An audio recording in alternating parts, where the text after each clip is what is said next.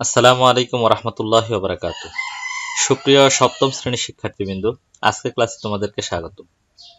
আজ আমরা পিতৃপুরুষের গল্প এর দ্বিতীয় ক্লাসটি অর্থাৎ সর্বশেষ ক্লাসটি করব। যে এই গল্পের প্রথম ক্লাসে আমি তোমাদেরকে গল্পের মূল যে পার্টটা, এই পার্টটা আলোচনা করেছি। আশা করি তোমরা সকলে ক্লাসটি দেখেছো এবং বুঝতে পেরেছো। কোনো সমস্যা থাকলে তো অবশ্যই আমাকে জানাতে। আজকে আমরা দ্বিতীয় ক্লাস করব। দ্বিতীয় ক্লাস হচ্ছে শব্দার্থ টিকা থেকে শুরু। হানাদার বাহিনী, অন্যায়ভাবে আক্রমণকারী বাহিনী। এখানে পাকিস্তানি সেনাবাহিনীকে বোঝাচ্ছে। এই বাহিনী বাংলার নিরীহ জনগণের উপর হত্যাযজ্ঞ চালিয়েছে। তিতিক্ষা শব্দের অর্থ হচ্ছে সহনশীলতা, সহ্য করার ক্ষমতা। এরকম যে পাকিস্তানিদের সাথে যুদ্ধ করে আমাদের স্বাধীনতা আনতে অনেক ত্যাগ তিতিক্ষা করতেছে, অনেক কিছু ছেড়ে দিতে হয়েছে, অনেক কিছু অত্যাচার নির্যাতনকে সহ্য করতে হয়েছে। সামরিক শাসন, সামরিক বাহিনী দ্বারা যখন রাষ্ট্রের শাসন পরিচালিত হয় তখন সেই শাসনকে সামরিক শাসন বলা হয়। সামরিক শব্দটা আসছে সমর থেকে। সমর শব্দের অর্থ হচ্ছে যুদ্ধ। সামরিক মানে যে বাহিনী সবসময় যুদ্ধের জন্য প্রস্তুত থাকে। মূলত একটা দেশের সেনাবাহিনী, বিমান বাহিনী এবং নৌবাহিনীকে সামরিক বাহিনী বলা হয়। আর পুলিশ বাহিনী বা অন্য বাহিনীকে বলা হয় সশস্ত্র বাহিনী, যাদেরকে অস্ত্র থাকে। সামরিক বাহিনীও সশস্ত্র বাহিনীর অন্তর্ভুক্ত। সামরিক শাসন হচ্ছে সেনাবাহিনী, বিমান বাহিনী বা নৌবাহিনীর কারো দ্বারা রাষ্ট্রের শাসন পরিচালিত হলে ওটাই হচ্ছে সামরিক শাসন। আর পিতৃপুরুষ, পিতৃপুরুষ অর্থ হচ্ছে পিতা, পিতামহ, প্রপিতামহ। পিতামহ মানে দাদা, প্রপিতামহ মানে দাদার বাবা অর্থাৎ বড় বাবা, প্রভৃতি পূর্বপুরুষ। এখন আমরা পাঠ পড়েছি, যেহেতু আমরা গতকালকে পাঠ পড়ে ফেলেছি, মোটামুটি পাঠ সম্পর্কে আমাদের ধারণা হয়ে গেছে, তারপরে আমি একটু পড়ে দিচ্ছি তোমাদেরকে। পিতৃপুরুষের গল্পটির কিশোর অন্তু ঢাকায় বসবাস করে। মায়ের কাছে মুক্তিযোদ্ধা কাজল মামার সাহসী সংগ্রামের গল্প শুনে অন্তুর মনে মামার মুখ থেকে যুদ্ধের গল্প শোনার আগ্রহ জাগে। সে মামার জন্য অধীর আগ্রহে অপেক্ষা করে। একসময় 21শে ফেব্রুয়ারি, দুদিন আগে কাজল মামা ঢাকায় আসেন। মামার কাছেই শুরু হয় অতীত সম্পর্কে তথ্য নির্ভর ইতিহাসের পাঠ।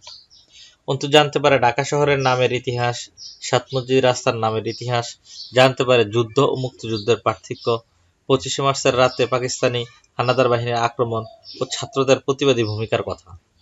ঢাকা শহরে রিকশায় ঘুরতে ঘুরতে কিশোর অন্তু স্মৃতিসৌধ, মাতৃভাষা আন্দোলন, শহীদ মিনার সহ বাঙালি জাতির পিতৃপুরুষ কারা সে সম্পর্কে ধারণা লাভ করে। শিক্ষার্থীবৃন্দু, তোমরা পাঠ পরিচিতি খুব ভালোভাবে শিখবে। যে প্রশ্নে আসে পাঠ পরিচিতি অনুযায়ী দেওয়া যায়। এখন আমরা লেখক পরিচিতি সম্পর্কে জানব। এই পিতৃপুরুষ প্রবন্ধটির লেখক হচ্ছেন কথা সাহিত্যিক হারুন হাবিব। তিনি নিজে একজন গেরিলা মুক্তিযোদ্ধা ছিলেন এবং 71-এর রণাঙ্গনের সংবাদদাতা ছিলেন।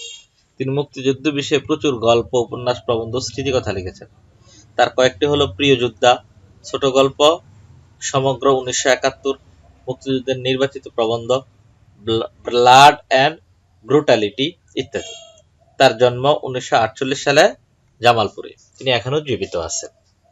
শিক্ষার্থীবৃন্দ, এই পাঠের আলোকে তোমাদেরকে দুইটা কর্ম অনুশীলন করতে দেওয়া হয়েছে। যে ভাষা শহীদদের প্রতি শ্রদ্ধা ও সম্মান প্রদর্শনে আমাদের কি কি করা উচিত, 10টি বাক্য লেখো। এটা তোমরা বুঝতে পারো, ভাষা শহীদদের প্রতি শ্রদ্ধা ও সম্মান প্রদর্শন করতে হলে আমাদের যা যা করা লাগবে, যে তাদের আত্মার মাগফিরাত কামনা করা লাগবে এবং ভাষাকে শুদ্ধভাবে উচ্চারণ করতে হবে। সব জায়গায় বাংলা ভাষার ব্যবহার বাড়াতে হবে। বাংলা ভাষার কথা সারা বিশ্বের মানুষের কাছে ফুটিয়ে তুলতে হবে এবং তাদের যাতে সম্মান হানি না হয় এই ধরনের কোনো কাজে আমরা লিপ্ত থাকবো না। এইভাবে 10টা বাক্য তোমরা তৈরি করবে। তোমার গ্রাম ও মহল্লার যে কোনো একজন মুক্তিযোদ্ধার সংক্ষিপ্ত জীবনী কমপক্ষে 15টি বাক্য লেখো। এটা তোমরা কোনো মুক্তিযোদ্ধার সাথে আলোচনা করে ওনার জন্ম, মৃত্যু এবং ওনার মুক্তিযুদ্ধের ইতিহাস, উনি শেখ মুজিবুর রহমানকে দেখেছেন কিনা, এভাবে তোমরা সংক্ষেপে 15টা বাক্যে এটা লিখতে পারো।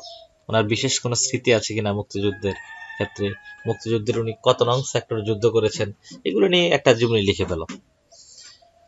বহু নির্বাচনী প্রশ্ন, মোগল আমলে ঢাকার নাম কি ছিল? জাহাঙ্গীরনগর। অন্তুর নানা কাজলকে বকতেন কেন? মুক্তিযুদ্ধে অংশগ্রহণের কারণে। আমার ভাইয়ের রক্তে রাঙানো 21শে ফেব্রুয়ারি। মুক্তির মন্দিরে সুফানতলে কত প্রাণ হলো বলিদান, লেখা আছে অশ্রু জলে। উদ্দীপকের প্রথম অংশটি পিতৃপুরুষ গল্পের কোন দিকটির সাথে সাদৃশ্যপূর্ণ? হ্যাঁ, ভাষা আন্দোলন। নিচের মুক্তিযুদ্ধ ইতিহাস ঐতিহ্য। তাহলে আমরা বুঝতে পারি এখানে শুধু ভাষা আন্দোলনের সাথে এটা সম্পৃক্ত। তাহলে সঠিক উত্তর হচ্ছে ক। উদ্দীপকের দ্বিতীয় অংশে মূল ভাগ নিচের কোন কথাটিতে প্রতিফলিত হয়েছে?